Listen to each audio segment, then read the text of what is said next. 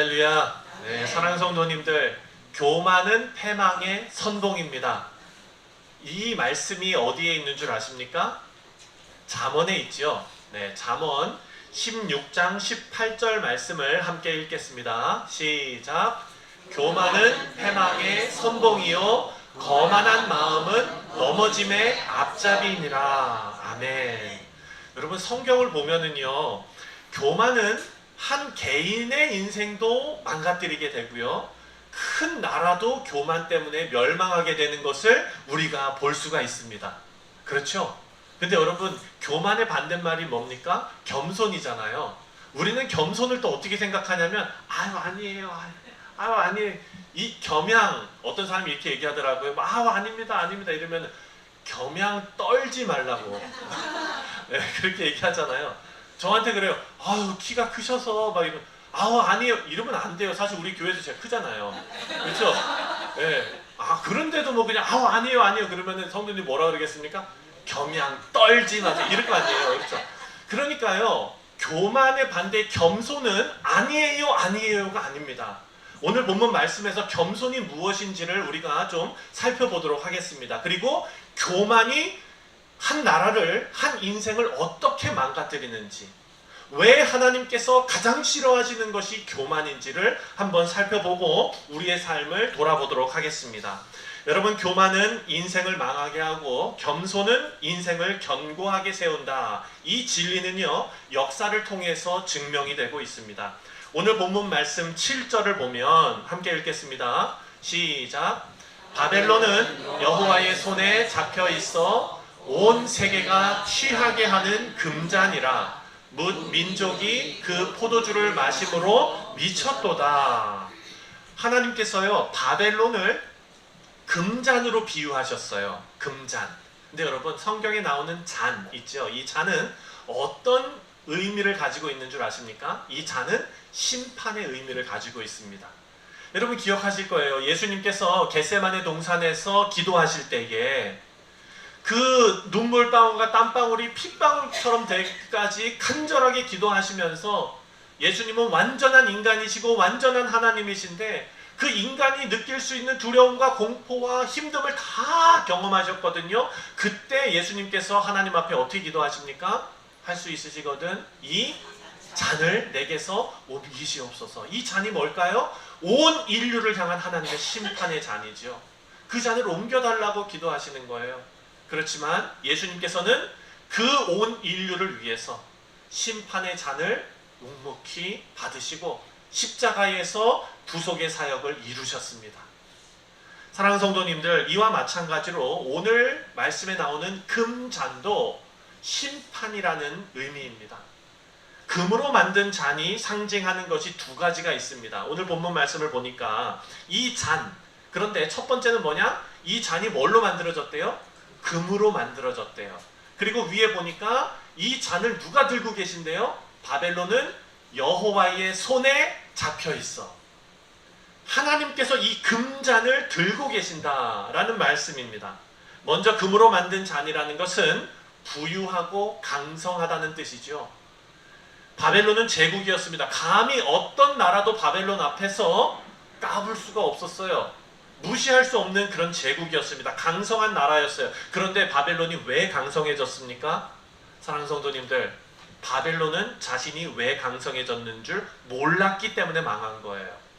하나님께서 유다를 위해서 주변 나라들을 심판하시는 그 도구로 사용하시기 위해서 강성하게 하신 건데, 바벨론은 스스로 잘난 줄 알았던 거예요. 그게 교만으로 이어져서 이들이 패망하게 된 것입니다. 교만으로 가득 차 있었어요. 사랑하는 성도님들, 인간의 생사화복은 누가 주관하십니까? 하나님께서 주관하십니다. 사랑하는 성도님들, 여러분 지금 건강하십니까? 건강으로 교만해지시지 마시기 바랍니다. 사랑하는 성도님들, 여러분 지금 질병 가운데 고통스러워서 힘들어 하십니까? 그것 때문에 낙심하지 마시기 바랍니다. 왜냐하면요, 인간의 생사화복이 누구 손에 있다고요? 하나님 손에 있다.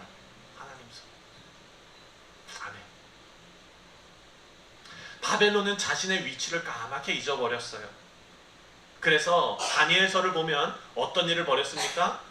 예루살렘에서 성전에서 가지고 온 그 금잔을 다 갖고 와라 해가지고 1000명을 모아놓고 잔치를 벌이면서 포도주를 따라서 그 하나님의 성구, 성기를 그 거룩한 일을 하는 예배 드리는 때 쓰는 그 성전 도구들을 욕보이는 일을 했던 것입니다.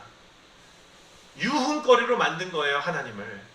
바벨론의 이런 모습을 다니엘서 5장에 이렇게 기록하고 있습니다. 함께 읽겠습니다. 5장 1절과 2절입니다. 시작. 왕이 그의 귀족 1000명을 위하여 큰 잔치를 베풀고 그 1000명 앞에서 술을 마시니라. 벨사살이 술을 마실 때에 명하여 그의 부친 느부갓네살이 예루살렘 성전에서 탈취하여 온 금, 은 그릇을 가져오라고 명령하였으니 이는 왕과 귀족들과 왕후들과 후궁들이 다 그것으로 마시려 함이었더라. 아멘. 여러분, 만약에 이들이 아름다운 잔에다가 포도주를 마시고 싶어서 그 일을 벌였다면은 1000명씩 부를 이유가 없습니다. 그렇죠? 그냥 왕궁에서요, 그 잔 좀 가져다가 그냥 마실 수 있었을 거예요. 그런데 지금 여기에는 의도가 담겨 있어요. 어떤 의도가 담겨 있느냐? 4절 말씀을 보겠습니다. 4절 시작. 그들이 술을 마시고는 그 금, 은, 구리, 쇠, 나무, 돌로 만든 신들을 찬양하니라. 이 얘기는요, 완전히 달라지는 거예요. 하나님의 그 영광을 상징하는 성전 기물들을 가지고 와서 그 자리에 술을 받아서 마시면서 누구를 욕보이는 겁니까? 하나님을 욕보이고 동시에 자기들이 숭상하는 우상을 거기에서 찬양하니라. 사랑하는 성도님들, 지금 이 일을 벌인 왕이 누구냐? 바로 벨사살 왕입니다. 이 벨사살이 1000명이나 사람들을 불러놓고 이 일을 벌인 데는 하나님을 모욕하려는 의도가 담겨 있었던 것입니다. 자, 여러분, 교만에 빠져 있으면은요, 사리 분별을 못 합니다. 경험해 보셨습니까? 교만에 빠져 있으면은요, 사리 분별을 못 해요. 지금 벨사살이 사리 분별을 못 하고 있습니다. 왜냐?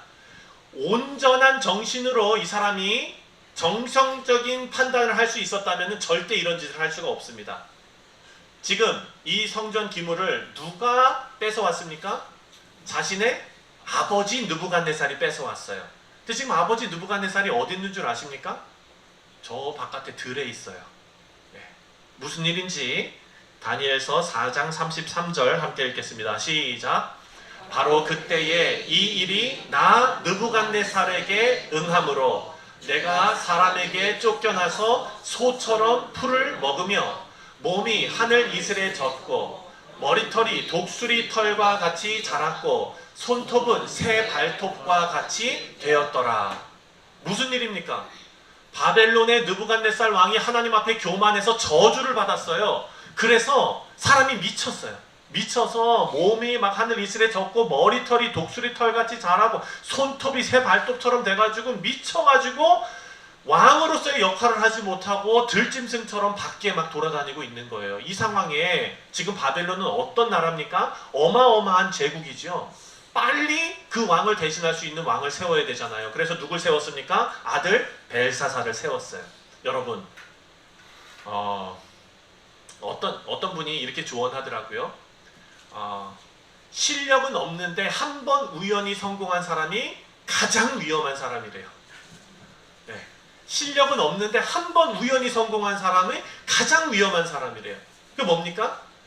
이 어마어마한 제국의 왕이 된 것이 자신의 실력으로 됐다고 생각한 거예요. 그게 아니죠. 자기 아버지가 교만해가지고 징계받으면서 우연히 된 거예요, 그냥. 근데 이 벨사살 왕은 교만해서 어떻게 했습니까? 아버지가 가지고 온 그걸로 하나님을 욕보이면서 많은 사람들을 불러 모아놓고 과시한 것 아닙니까? 그랬을 때 성경은요, 그가 교만의 포도주를 마심으로써 뭇 민족이 그 포도주를 마심으로 어떻게 됐다고요? 미쳤다는 거예요. 미쳤다. 네. 8절 말씀을 또 읽겠습니다. 8절 시작. 바벨론이 갑자기 넘어져 파멸되니 이로 말미암아 울라 그 상처를 위하여 유향을 구하라 혹 나으리로다. 여러분 어떻게 파멸된대요? 어떻게 파멸된대요? 갑자기. 예, 그리고 밑에 나오죠. 이로 말미암아 울라 그 상처를 위하여 유향을 구하라 혹 나으리라. 이게 진짜 울고 애곡하면은 낫겠다는 말이에요. 하나님도 지금 비아냥거리시는 거예요. 예. 하나님의 말씀이 바벨론이 갑자기 멸망하게 될 텐데 그때 울어봐야 아무 소용없다. 이 말씀을 하시는 것입니다. 8절에 나오는 대로요. 하나님을 모욕한 벨사살 왕은 갑자기 죽었어요. 언제 죽었는 줄 아십니까? 24절과 25절 다니엘서 5장 함께 읽겠습니다. 시작. 이러므로 그의 앞에서 손가락이 나와서 이 글을 기록하였나이다. 기록된 글자는 이것이니 곧 메네 데겔 우바르시니라. 아멘. 여러분 이 내용 기억하시죠? 그렇게 하나님 앞에 교만한 짓을 벌이고 있을 때 하나님이 큰 손가락으로 글씨를 쓰십니다. 이 글씨를 해석할 사람이 없어요. 누가 왔습니까? 다니엘이 와서 해석을 했는데 다니엘이 뭐라고 얘기합니까? 왕이시여 당신 아버지가 지금 하나님의 저주를 받아서 적골이 됐는데 당신은 그것을 생각하지도 않고 바보같이 이렇게 교만한 일을 하니 하나님께서 바벨론을 쪼개서 메대와 바사에게 주시겠다 말씀하신 것입니다. 그리고 어떻게 됐습니까? 30절 말씀을 보니까 시작. 그날 밤에. 언제요? 그날 밤에. 그러니까 아까 8절 말씀에 뭐라 그랬어요? 갑자기 죽는다 그랬잖아요. 그날 밤에 갈대아 왕 벨사살이 죽임을 당하였고 누구에게 죽었는 줄 아십니까? 신하들에게 죽임을 당했습니다. 31절 시작. 메대 사람 다리오가 나라를 얻었는데 그때의 다리오는 62세였더라. 아멘. 아멘. 사랑하는 성도님들, 하나님 앞에 교만한 행동을 하는 사람은 그 죄를 하나님 앞에서 차곡차곡 쌓아 올라가는 그런 일입니다. 여러분 젠가라고 이 보드게임인데 해보신 적 있으세요 혹시? 네. 밑에서 뽑아가지고 위에다 하나 얹어 놓는 거예요. 그럼 상대편이 또 뽑아가지고 얹어 놔요. 위태위태해요. 계속 쌓아 올라가요. 그러다가 어떻게 무너집니까? 갑자기 와르르 무너지는 거예요. 와르르. 사랑하는 성도님 이거 너무 무섭지 않습니까? 쌓아 올릴 때는 아무런 생각 없이 쌓아 올리는 거예요. 그런데 무너질 때는 갑자기 와르르 무너진다는 것입니다. 하나님께서는 바벨론을 갑자기 넘어져 파멸될 것이다 라고 말씀하셨고 역사적으로 그 일이 이루어졌습니다. 여러분 교만은 다른 것이 아닙니다. 고개 빳빳이 들고 사는 그게 교만이 아니에요. 네. 뭐 좋은 옷 입고 다니는 거 그게 교만이 아닙니다. 교만은 하나님 없이도 잘 살 수 있다라고 생각하는 게 교만이죠. 또 나는 내가 가진 것으로 잘 되고 있다. 이것이 교만 아니겠습니까? 교만으로 말미암아 무너진 바벨론과 달리 바벨론의 심판을 위해서 이제 새롭게 쓰임받는 나라가 만들어져 가고 있습니다. 바라고 기도하기는 우리 모두가 교만이 패망의 선봉이라는 이 진리의 말씀을 마음속에 잘 새기고 하나님 앞에 겸손하게 엎드리는 우리 뉴욕 성실 장로교회 모든 성도님들 되시기를 주님의 이름으로 축원드립니다. 아멘. 기도하고 끝나면 되겠죠? 네. 근데 왠지 조금 이른 것 같지 않습니까? 네. 자, 교만으로 그렇게 패망에 이르게 된다면 교만의 반대가 뭡니까? 겸손이지요. 이 겸손은 어떻게 역사에서 이루어져 갔는지를 한번 봤으면 좋겠어요. 아까 31절 보니까 벨사살 왕이 갑자기 죽었는데 그 다음에 누가 바벨론을 다스립니까? 메대 사람 다리오. 이거 너무 좀 이상하지 않습니까? 전쟁 얘기도 없고요. 뭐 그냥 사람이 죽고 났는데 바로 이 사람이 와서 다스리니까 뭔가 지금 있는 거예요. 그것은 메대와 바사. 아직 바사는 아니에요. 여기는 메대예요. 메대. 예, 메대 바사가 아직 연합을 안 했어요. 메대와 바벨론의 관계를 알아야 이게 이해가 됩니다. 그래서 여러분 이 가계도를 잠깐 좀 봐주세요. 메대 제국하고 그리고 바벨론 제국하고는요 사실 관계가 좋았어요. 왜 좋았느냐? 여러분 BC 722년에 아수르가 멸망하지 않습니까? 바벨론에 의해서 BC 722년에 북이스라엘이 할렐루야. 북이스라엘이 아수르에 의해서 멸망당하지 않습니까? 근데 아수르는 누구에 의해서 멸망당했죠? 바벨론에 의해서. 근데 아술은요 그때 갈그미스 전투하고 막 이럴 때 연합군이 있었어요. 누구죠? 저 밑에 있는? 그렇죠. 이집트, 애굽이었잖아요. 애굽이랑 연합했는데 바벨론 혼자 감당하기에는 좀 역부족이었을 거예요. 그래서 바벨론도 연합한 나라가 있어요. 누굽니까? 메대예요. 메대가 바벨론을 도왔어요. 그래서 여기 보면은 바벨론의 왕은 여기 뭐라고 써 있습니까? 나보플렛시드. 이거 모르셔도 돼요. 그냥 느부갓네살 아버지 이렇게 기억하시면 돼요. 느부갓네살 아버지. 그리고 메대에는 키악사레스, 이 사람은 조금 기억하셔야 돼요. 아하수에로 왕이에요. 아하수에로 왕. 이 둘이 친하게 지낸 거예요. 그래가지고 여러분 친하게 지내면 뭐 하고 싶습니까? 뭐 맺고 싶어요? 사돈 맺고 싶잖아요. 그래가지고 이 나라의 딸 아미티스 공주하고 바벨론의 아들 느부갓네살하고 정략 결혼을 한 거예요. 그래서 여기에서 태어난 아들이 아까 하나님 앞에 까불다가 죽은 누굽니까? 벨사살이에요. 벨사살. 자, 그래서 느부갓네살도 하나님 앞에 범죄해서 징계를 받아서 미쳤고 그 아들도 하나님 앞에서 교만이 행하다가 죽었어요. 나라가 공석이 돼버렸어요. 그래서 이 어머니, 벨사살의 어머니 느부갓네살의 와이프 아미티스가 바로 메대에다가 도움을 청합니다. 그래서 자기 동생 누구냐? 이 사람 이름도 꼭 기억하셔야 돼요. 다리오 왕. 따라해 보겠습니다. 다리오 왕. 네, 다리오 왕을 데려다가 고 공백기를 메우게 합니다. 그런데 다리오 왕이요, 그 공백기에 바벨론에 와서 몇 년을 다스렸느냐? 4년을 다스렸어요. 이 4년 동안에 무슨 일이 벌어졌냐면 4년이 지나고 나서 정신이 나갔던 느부갓네살이 다시 정신이 돌아와요. 네. 그때 다리오가 어떻게 했습니까? 겸손하게 그 자리를 물려주고 자기는 다시 메대로 돌아간 거예요. 사랑하는 성도님들, 이거 쉬운 일일까요? 어려운 일이에요, 사실. 지금 여기는요, 그걸 뭐라 무주공산이 아무튼 뭐라 그러잖아요. 텅 빈 거예요. 그냥 들어가서 깃발만 꽂으면 되는 건데 이 사람이요, 자기의 위치를 알았던 거예요. 다리오 왕이 자신의 위치를 알았어요. 네. 그래서 이 느부갓네살이 정신이 돌아왔을 때 딱 놔두고 겸손하게 자시 위치로 돌아갈 수가 있었습니다. 여러분, 이 다리오의 부인이 누굽니까? 이 위에 보세요. 누굽니까? 에스더 집사님. 네, 다리오의 부인이 바로 에스더였다는 게 여기서 정말 중요한 키워드예요. 사랑하는 성도님들, 메대의 이방 왕 아닙니까? 그런데 그 가운데 그 가정에 기도하는 사람이 있었어요.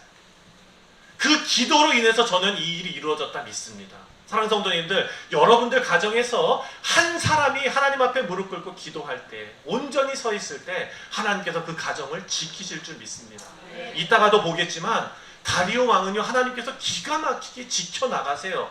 자, 그래서 이제 다리오 왕도 교만의 반대인 겸손으로 하나님께서 이 나라를, 바벨론을 심판하는 도구로 이제 사용하시는 거예요. 하나님께 쓰임받는 나라가 되는 거예요. 또 여기에 보니까 이 다리오 왕에게는 만다네라는 딸이 있었어요. 그리고 이 만다네를 캄비세스 1세와 결혼을 시키는데 그 이유가 있습니다. 아까 우리가 보니까 31절에, 다니엘서 31절에 보니까 느부갓네살 왕 대신, 벨사살 왕 대신 다리오 왕이 가서 섭정을 할 때, 잠깐 정치할 때 그 나이가 몇 살이라고 했어요? 62세. 그때는요, 62세면은 나이가 많은 거예요. 네. 그때도 나이가 많았는데 이제 시간이 더 지나다 보니까 메대는 점점점 쇠약해지고 새로운 신흥국이 떠올라요. 거기가 어딥니까? 바사예요, 바사. 그래서 메대하고 바사하고 정략 결혼을 또 맺게 됩니다. 그래서 만다네와 캄비세스 1세와 함께 결혼해가지고 난 아들이 누굽니까? 고레스 왕이에요. 자, 이제 하나님께서 메대 바사를 들어서 바벨론을 심판하시는데 여기에서 격격한 공을 세운 사람이 누구냐? 바로 고레스 왕입니다. 고레스. 왕은 아직 아니에요. 고레스. 왜 이렇게 될 수 있었느냐? 여러분 보세요. 캄비세스는 자신이 아무리 메대 공주하고 결혼을 했지만 자신의 DNA는 누굽니까? 바사 사람 아닙니까? 그렇죠? 메대 사람이 이 바사 사람을 인정하고 따르기에는 무리가 있어요. 그런데 고레스는 누굽니까? 아버지는 바사 사람, 어머니는 메대 사람. 그러니까 고레스에게는요, 통합의 DNA가 들어있는 거예요. 예. 그래서 이 사람은 메대 사람의 마음을 얻을 수도 있고 바사 사람들의 마음을 얻을 수도 있고 이 둘을 잘 융합해서 나라를 잘 이끌어갈 수 있는 DNA가 있는 사람입니다. 그래서 고레스는요, 많은 사람들로부터 칭송을 받으면서 바벨론을 공격하고 바벨론을 무너뜨리는데 1등 공신이 돼요. 여러분, 그러면 어떻게 되겠습니까?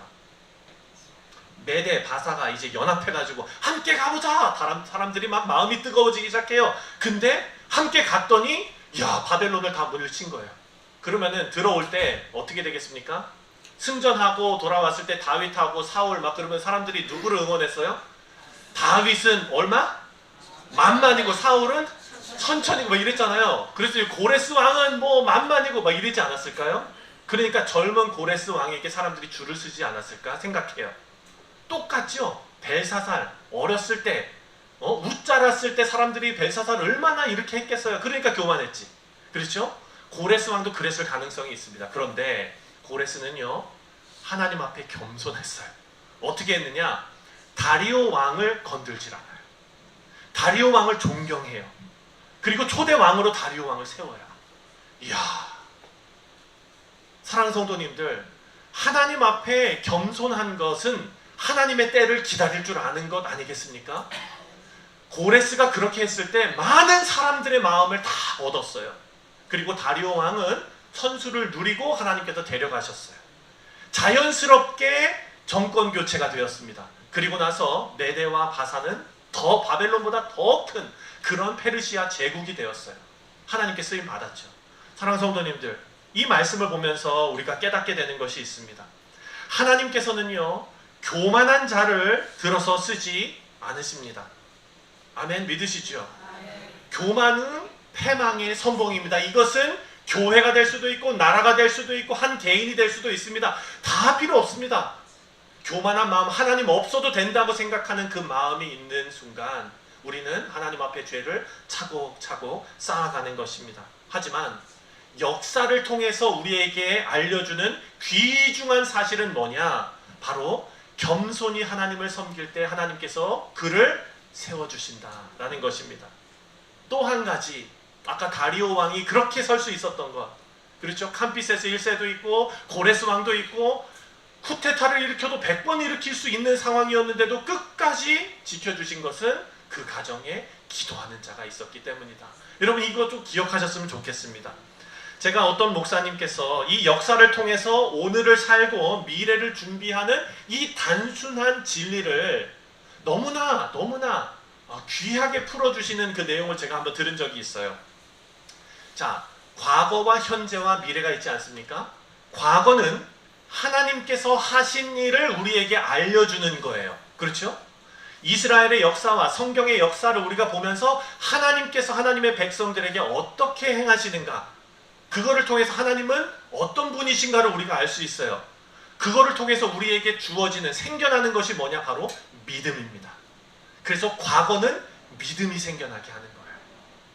여러분, 이렇게 따라해 봅시다. 과거는 믿음을 준다. 예.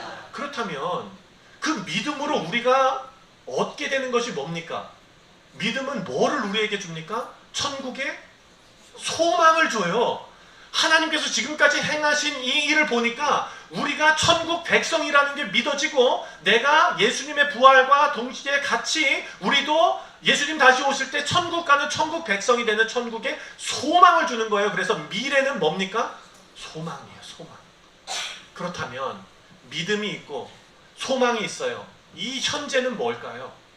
하나님께서 왜 우리를 믿음을 주셔서 주의 자녀를 삼으시고 주의 백성을 만드셔서 천국의 소망을 갖게 하시는데 바로 죽이지 않고 바로 데려가지 않고 왜 우리를 이 땅에 남겨두셨냐고. 여러분 생각해 보세요. 만약에 이 땅에 사는 게 의미가 없다면 우리는요, 이 정말 잔인한 얘기지만 어떤 사람이 예수를 구주로 고백하고 나는 이제 구원받은 주의 백성입니다 하고 할렐루야 선언했을 때 바로 죽는 것이 제일 좋은 삶 아닙니까 그러면? 그렇잖아요. 예, 뭐 하려고 이렇게 그냥 허리다리 아파가면서 교회 나오고 힘들게 왜 살아요? 여러분 왜 사십니까? 왜 사는 줄 아세요? 이 목사님은 사랑으로 그걸 푸셨어요. 자, 고린도전서 13장 13절 다 같이 읽겠습니다. 시작. 그런즉 믿음, 소망, 사랑 이 세 가지는 항상 있을 것인데 그 중에 제일은 사랑이라. 아멘, 아멘. 여러분 천국 소망도 중요하지만 그 중에 제일은 지금 여러분들께서 저도 마찬가지입니다. 우리가 겪어나가는 이 어려움이에요. 사랑하면서 겪어나가야 되는 이 어려움이에요. 사랑 성도님들, 하나님께서는 그 중에 제일이 사랑이래요. 네. 주 예수 그리스도 다시 오실 때까지 우리는 하나님 사랑하고 이웃 사랑하면서 그렇게 살아야 되는데 그 하나님의 뜻에 합당하게 살기 위해서는 교만이 아니라 어떻게 가야 됩니까? 겸손으로 가야 되는데, 겸손은 아까 제가 뭐라 그랬어요? 겸양 떠는 게 아니라 그랬죠? 이 겸손은 빌립보서 2장으로 가셔야 돼요. 빌립보서 2장에 뭐라 그랬습니까? 그리스도를 본받아. 예수님을 본받는 삶이 겸손한 삶인 줄 믿습니다. 근본 하나님과 동등하시나 그 모든 것 다 버리고 이 땅에 오신 예수님의 겸손함을 닮으셔서 하나님 사랑, 이웃 사랑에 힘쓰시는 우리 성도님들 되시기를 주님의 이름으로 축원드립니다.